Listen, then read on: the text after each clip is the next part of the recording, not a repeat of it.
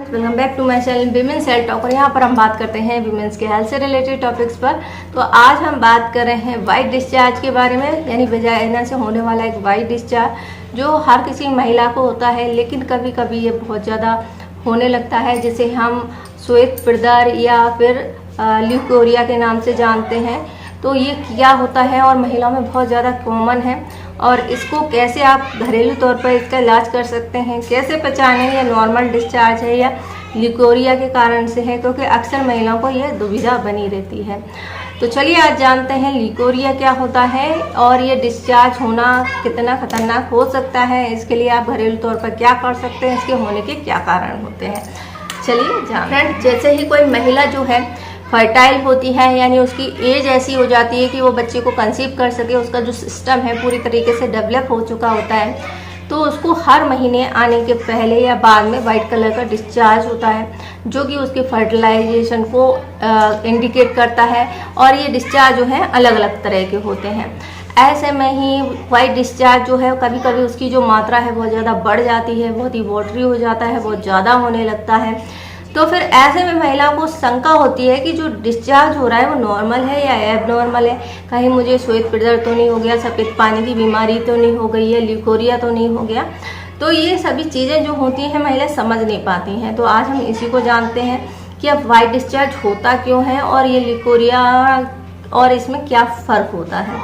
Friends, leucorrhoea कोई बीमारी नहीं होती है, ये बीमारी का एक सिम्टम होता है जो ये बताता है कि आपकी बॉडी में इन्फेक्शन हो रहा है, और ये उसको इंडिकेट करता है। और सबसे ज़्यादा इसके केस जो है महिलाओं में देखने को मिलते हैं। अब वो इस शर्म की वजह से इसको डिस्कस नहीं करती हैं, और ना ही वो बता पाती हैं कि इसकी जो क्वांटिटी है वो कितनी है हमारे डिस्चार्ज की और किस तरह का डिस्चार्ज हो रहा है।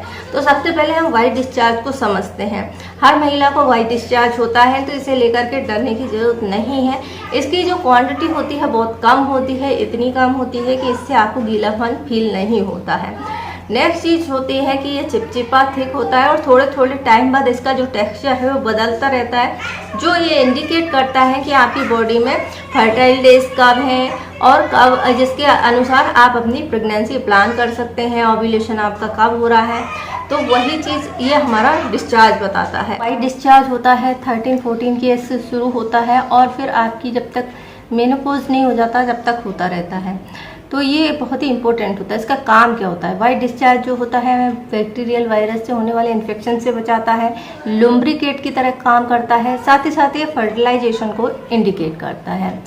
अब हम वाइट डिस्चार्ज कब खतरनाक हो जाता है इस पर बात करें तो जो आपकी एज है, जब आपका प्यूबर्टी एज होता है उसके पहले नहीं होना चाहिए और मेनोपॉज के बाद नहीं होना चाहिए। अगर मेनोपॉज के बाद आपको वाइट कलर का डिस्चार्ज हो रहा है तो ये इंडिकेट करता है कि आपको यूट्रस में किसी तरह का कैंसर होने की संभावना है, और इसके साथ में आपको कभी कभी ब्लीडिंग भी हो सकती है। तो अगर आपको ऐसा होता है तो ज़रूर डॉक्टर से कंसल्ट करें। इसके अलावा एक और कंडीशन होती है जब आपका वाइट डिस्चार्ज बढ़ जाता है, वो होता है प्रेगनेंसी के दौरान। तो प्रेगनेंसी के दौरान अगर आपका वाइट डिस्चार्ज बढ़ रहा है तो ये भी पूरी तरीके से सेफ होता है, और ये वाटरी डिस्चार्ज होता है, तो ये सेफ्टी के लिए भी होता है। तो ये कुछ कंडीशंस होती हैं जिनको, और इस टाइम पर जो है आपका डिस्चार्ज अगर बढ़ जाता है तो आपको ज़्यादा चिंता करने की ज़रूरत नहीं है।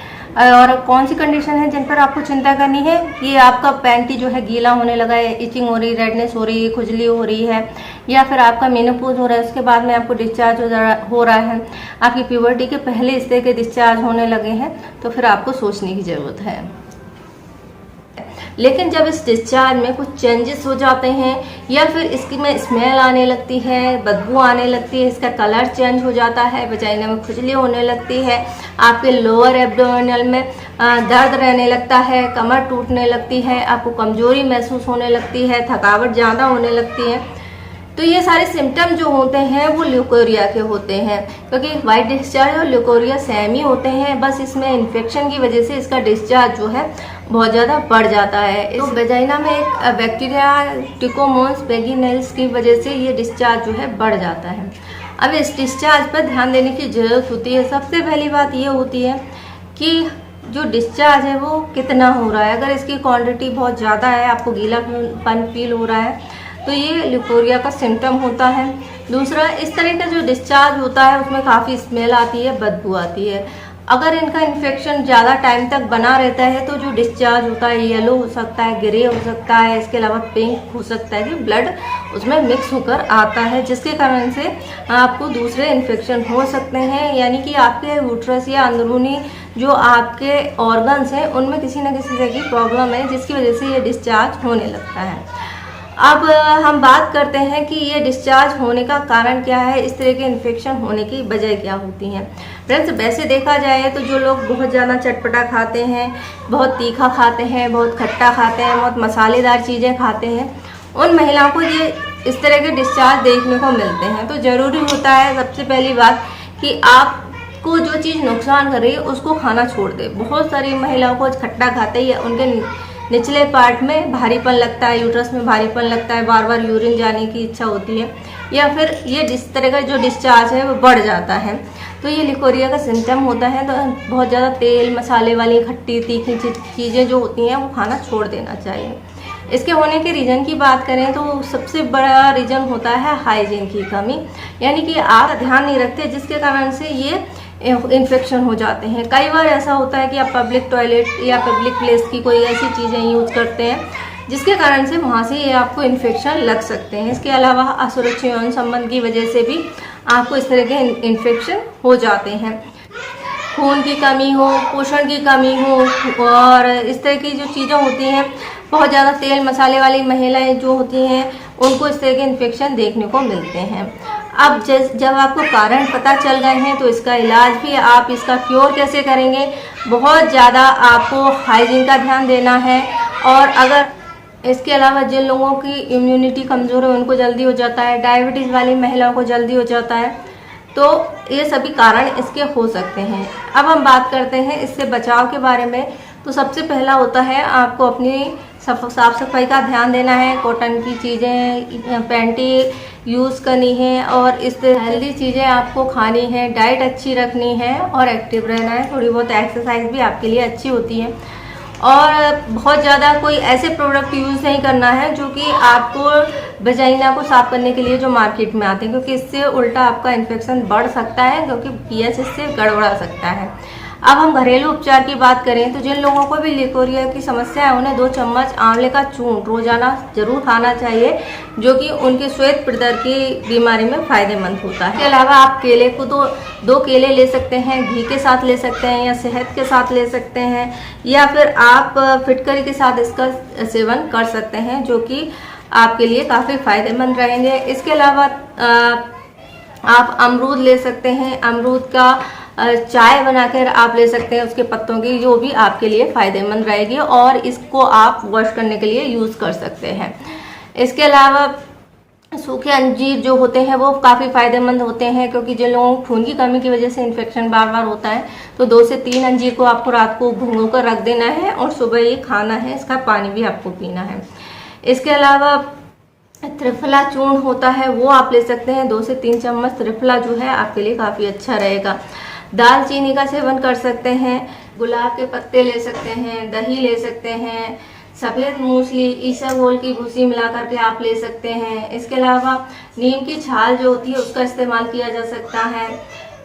अशोक के पेड़ जो होते हैं उसकी छाल का भी इस्तेमाल कर सकते हैं। रेशेदार फल और सब्जियां अपनी डाइट में बहुत ज़्यादा शामिल करें, जो कि आपको पोषण देंगी और इस तरह बार बार होने वाले इन्फेक्शन से बचा के रखेंगी। अगर आपको इम्यूनिटी कमजोर है तो अपनी इम्यूनिटी को बूस्ट करें, कुछ एक्सरसाइज करें, डाइट का विशेष ध्यान दें। अगर आपको डायबिटीज़ की प्रॉब्लम है तो उसको शुगर को कंट्रोल में रखें, ताकि आपको इस तरह के जो इन्फेक्शन है वो बार बार नहीं हो। तो अब आपको व्हाइट डिस्चार्ज और लिकोरिया के अंतर शायद समझ में आ गया होगा, क्योंकि व्हाइट डिस्चार्ज जो होता है उसमें आपको किसी तरह की बदबू नहीं आती, जलन नहीं होती, खुजली नहीं होती, रेसेस नहीं होते, बार बार यूरिन जाने की इच्छा नहीं होती। तो ये सभी जो सिम्टम होते हैं वो लिकोरिया के होते हैं। इसके साथ साथ में आपकी बॉडी जो है कमज़ोर होने लगती है, आपको थकान होती है। तो ये सभी चीज़ें होती हैं जिनसे आप आसानी से आइडेंटिफाई कर सकते हैं, और कोई ये घरेलू उपचार और कुछ हाइजीन को अपनाकर आप इस बार बार होने वाले इन्फेक्शन से बच सकते हैं। क्योंकि अगर ये इन्फेक्शन आपको लगातार रहता है, बार बार रहता है, तो ये काफ़ी गंभीर हो जाता है।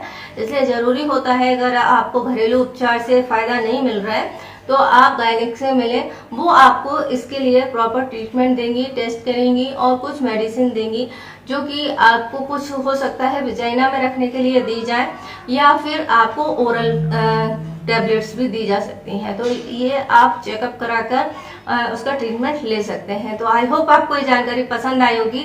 जानकारी पसंद आए तो वीडियो को लाइक करें, शेयर करें, हमारे चैनल को सब्सक्राइब करें। वीडियो देखने के लिए आपका धन्यवाद।